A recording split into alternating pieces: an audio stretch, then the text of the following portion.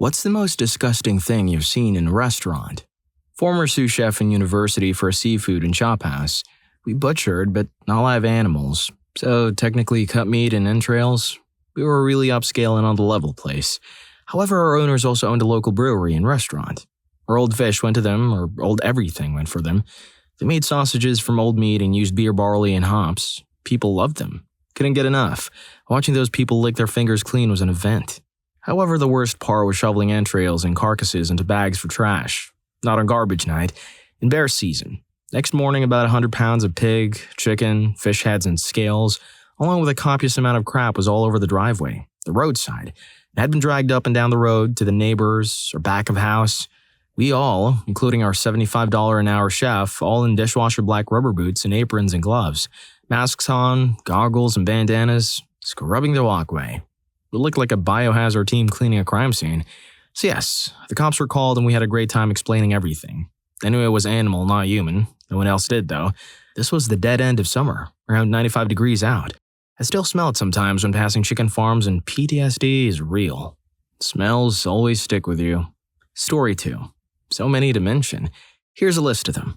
Condensation above a buffet turning brown and dripping back down on the food. A napkin ran across the floor. It was really a rat that somehow had a napkin draped over it, but it was surreal and super funny to watch. We joke about eating at the place that held napkin races anytime no one could come up with a place to eat, and usually someone would be like, "Nah, let's just hit up blank." A woman changing her baby's diaper on one of the tables. Before you throw hate at me, there were changing tables in both bathrooms. Watched a kid take a spoonful of cookie dough and eat it, then put the spoon back in the container. This was one of those build-your-own frozen yogurt places with 100 different toppings. A cockroach in the salt shaker. I served it at the restaurant, and my grandma found it when she and my grandpa came in for lunch. They did not come in for lunch anymore. Buddy ordered a burger. Took 2 bites and tasted something strange. It was a Band-Aid. A used Band-Aid. Cutting raw and cooked chicken on the same cutting board at the same time. The kitchen is open and you can see what's going on from the dining area. Everything comes pre-packaged. They don't have anything fresh. Haven't eaten there ever since. Our friends and I had just gone shopping and were hangry, so we went to the Olive Garden, which was in the center. We keep hearing clip noises. Yep, you guessed it. Next thing we see is a toenail fly over the backrest and land on our table. 2 pieces of fried chicken held together by a single piece of hair. We called it dingleberry chicken. Happened like 25 years ago. Someone leaves one of those fake bills that's actually some weird Jesus advertisement as a tip. Freaking gross. Story 3. I used to work as a cook. This particular restaurant served ravioli on certain nights. This was one of the worst nights of the week because the female owner, who was a massive dirtbag, would spend the whole night in the kitchen, complaining about everything we did. Well, one time, I unfortunately knocked a to-go order of ravioli over, onto the black mats you find all over in restaurant kitchens. For those of you who have never worked in a kitchen, those things get dirty. Really dirty. So this ravioli is now covered in black, grimy dirt, matching the pasta into the mat. I apologized to the owner and tell her that I will start another order right away. She sighed, told me to pick them up, spray them off really quick, and send the order out. I stood there and looked at her for a second, thinking I had misheard her. I asked her what she wanted again, and she told me to pick them up, spray the black off as best as I could, and send it out now. Lastly, I was hired to be an assistant manager of what I thought was a nice restaurant. A step up from a national chain-theme restaurant management position after I was a cook. I went through several interviews, including the chef, the GM, and the owner. I worked out my 2 weeks' notice on my old job. On my first day at the new job, I was taken on a tour of the filthiest, most disgusting restaurant kitchen I'd ever seen, before or since. I've watched every episode of Kitchen Nightmares. The walls in the walk-in cooler were completely black with a moist, glistening mold buildup. None of the pans were covered. Spoiled fruit and vegetables everywhere. I was appalled, but kept my cool. I finished my shift, walked out the door, went to my old employer and begged for my job back. They were happy to have me. When I didn't show up for day 2, the owner of the filthy place called me up screaming at the top of his lungs and threatening to sue me for corporate espionage. I told him if I ever heard from him again, my next phone call would be to the health department. Never heard from him again. Story 4. I used to work security at a mall, and there were times I would have to walk the back hallways to prevent people from sneaking around back there since it's employees only. One day while passing by the food court, I noticed I was behind the Chinese restaurant and saw buckets full of raw chicken and even an employee sitting in one of the buckets. Some of the buckets were opened as well, and that would be the chicken they cook and serve to customers. The back hallways were never cleaned, by the way. I never ate from there, but it was always packed, and their restaurant always had violations after violations for the buckets of food that they kept out in the hallways, which wasn't allowed in case of emergencies. But they did it anyway.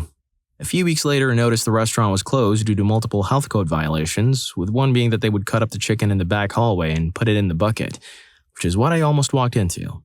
They also didn't clean their grease trap in a few years, and the vent for the oven was never cleaned up. They weren't allowed to open unless they cleaned up everything, which took them about a month. And when they opened, there were complaints that the food went down in quality. People are disgusting, honestly. Also, at a certain diner chain that rhymes with pennies, you pay your bill at a counter on your way out. While waiting, I noticed what looked like drops of red. The pattern of the drops looked like a line of Morse code, like somebody should be at an urgent care rather than a diner. I'm looking around for my spot in line, disgusted and highly curious for wherever this is coming from. The tray leads back to a random dude chilling in line with his homies right in front of me. Red is profusely dripping down his arm from a makeshift saran wrap bandage near his elbow, like he just got tatted or something. There was so much, you could probably follow it back to the table he was at. No one seemed to care when I brought it up to the cashier and manager, and no one was cleaning it. People were stepping in it and tracking it all over. I was like, hello, red drops here, pathogens, where we ate. Yeah, no. Story 5. I have 2. I worked at a small local bar for a while as a prep cook. One morning I walked in and tzatziki sauce was on the prep list. No big deal. Went into the cooler, fetched everything for it, and brought it to the back. First thing I opened was the yogurt, and the whole top layer was covered in a fuzzy green thingy. I hurled a little and threw it in the garbage. Well, that was the last container of yogurt in the building, so I asked the owner for some cash to run to the store. He came out into the kitchen, saw the container of evil in the garbage, pulled it out and told me to scrape off the mold layer and use the rest of it. I'm so ashamed. I actually did what I was told. What's even more horrifying is that before that fateful day, I ate the tzatziki sauce on freaking everything.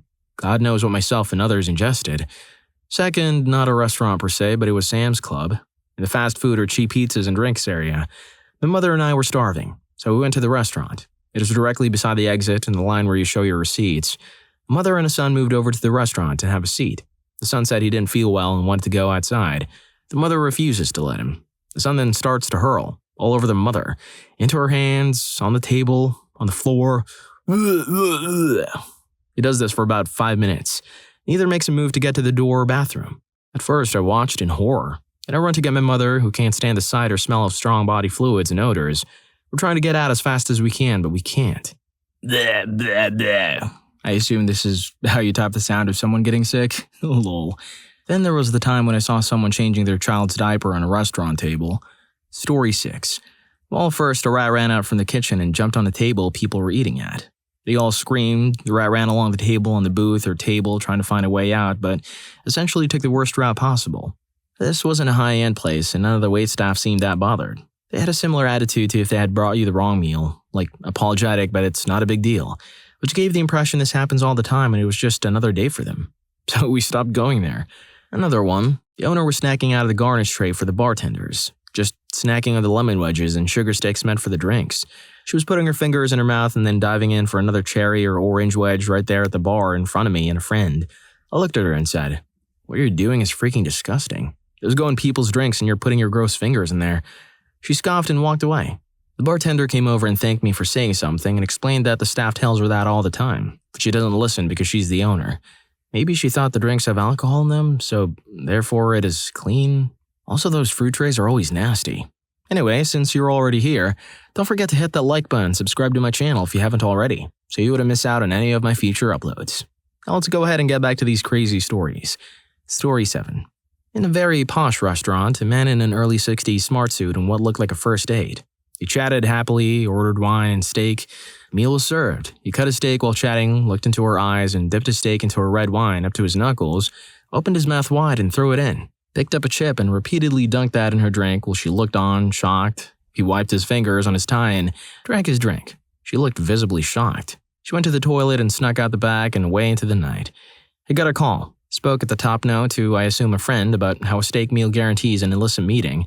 It's on tonight. I ate slowly to watch him realize she had left. 1 hour later, he got madder and madder, screaming into the phone at her number, calling her horrid things. That lass had a very lucky escape. Bonus story. Not a restaurant, but a public deli. My husband ordered a fresh sandwich and stood by as the lady made it. She went to grab another pack of meat, and as she came back, grabbed the dirty trash bin with her gloved hands to move it out of the way, then proceeded to continue making Hub's sandwich, without changing her gloves. He told her he didn't want the sandwich anymore, and she just looked annoyed and threw it in the garbage. Hub walked away without ordering anything else. Changing gloves after touching anything that's dirty or handled frequently is food safety 101, and the fact she thought she did nothing wrong was baffling. I left her a review about it, and we haven't been back to that location since. It's a shame because they made nice pub subs. Story 8. One time during grad school in the early 90s, I decided to get a little lunch at the local Taco Bell. It was a hot day outside. No one was in the place. A rather large and sweaty lady came out from the back to take my order. Apparently, she was the only employee there. She punches in my order, takes my cash, and then on her way to the kitchen to make my tacos, she uses her hand to wipe the sweat off her face and then wipe her hand on her uniform. Then she makes my food. I took it, went out to my car and threw the bag of tacos in the trash can, then drove across the street to an empty lot and called the country health department. They were very interested in my report, and I'll be damned if they didn't send an inspector to the restaurant about 15 minutes later. Another, well, not at a restaurant exactly, I have a story. It happened at Mark's snack bar. Some lady was looking for the restroom, and instead of asking someone at the snack bar where it was, she entered the employees-only entrance to the snack bar. She was an elderly lady, so I'm not sure if she was just discombobulated or what, but when she realized it wasn't a bathroom, she turned around. Without warning, the loudest, most violent noise I've ever heard came out of her body. She had an old lady skirt on, and it was just pouring down her leg all over the snack bar floor. It looked like a puddle of algae and beets. I still don't know what exactly came out of her or how to describe the smell. It was such a violent odor that we actually had to close half of the registers until it was cleaned up because the customers were gagging in line. That was a weird day. Last one, my brother used to make deliveries to a bunch of places in downtown urban locations. Several Jamaican bakeries. All but one were immaculately clean. The other one, oh my god, so gross. There was always a guy in the back chopping chicken into pieces and throwing them into a 5-gallon Home Depot bucket that always had flies buzzing around and landing. Sometimes pieces would fall on the floor and they'd just pick them up and throw them in the bucket. A really scary basement with goats hanging on hooks, also with flies on them. My brother would get sick almost every time. Needless to say, he'd never eat the free food they'd offer. He was a Cisco rep for a bit, too, and saw some of the worst crap in Chinese restaurants. Stepping over bus tubs of room-temperature chicken sitting on the ground near the back door with someone's clothes hung up, drying right over them. Or the layer of grease so thick on the wall behind the stoves that you could stick a knife in it and it'd stick straight out and not move. Just why? How hard is it to be clean? Jesus. Story 9. Was in the restroom and one of the cooks, who was wearing an apron, came out of the stall just at the same time as I just finished washing my hands. He came out of the restroom at the same time as me, didn't wash his hands or anything, just after going number 2. I went right back to my group just as the waitress was bringing the appetizers and said, "Don't eat any of that. Please get the manager." Proceeded to tell the manager and point out the cook, and she had the audacity to say, "You sure it was him and not someone else?" I replied, "No, Karen. Clearly there's another patron here with a kitchen apron on sitting at a table." I looked around dramatically and said loudly, "Yep, it was your cook over there that just took a dump and didn't wash his hands. We're not eating anything here." A few other patrons took note, got up and left, and we did too without paying for a single thing. Second story. The first time I went to the Philippines, we took an overnight flight. Arrived around breakfast time, so my ex's brothers took us out for a meal in Manila. I'm sitting there jet-lagged, and I look up at the ceiling and it looks like the design is moving. I figure I must be really out of it and look a little closer. It is moving. It's a lizard, one of many that were splayed across the ceiling. But that wasn't the worst of it. They had built-in planters to separate the booths, so I was sitting with a massive fronds behind my head. I watched bemused as a cat crawled across the planters, and then I sat in disbelief as the cat decided that 6 inches from my head was the perfect place for a smelly bathroom break. Story 10. When I was a bartender, we deep-cleaned the bar once a year in January. I was tasked with cleaning the floor behind the glass chiller. There was black grime everywhere, like that mud you see on a busy city road. It was tar black and grimy. I had to clean it by hand. Another time, I was cleaning the counter where our wine glasses sat on top of a drying mat. Service workers know what kind I mean. It's the hard plastic ones with holes in them. I pulled the mat up and there were 2 expired cockroaches underneath them. I showed my manager and he texted the owner, but nothing else. What the heck? This was not a dirty restaurant, by the way. It was cleaner than most I've worked at, but you can't possibly scrub every single surface every day. It's just too much for a small staff. I still cringe about these 2 things. And I still can't fathom how it happened and keeps happening, but at the place I work, somebody has repeatedly crammed wax paper, whole pieces of food, and other solid objects down the sink drains, which after a while will get stuck in the grease trap and clog it.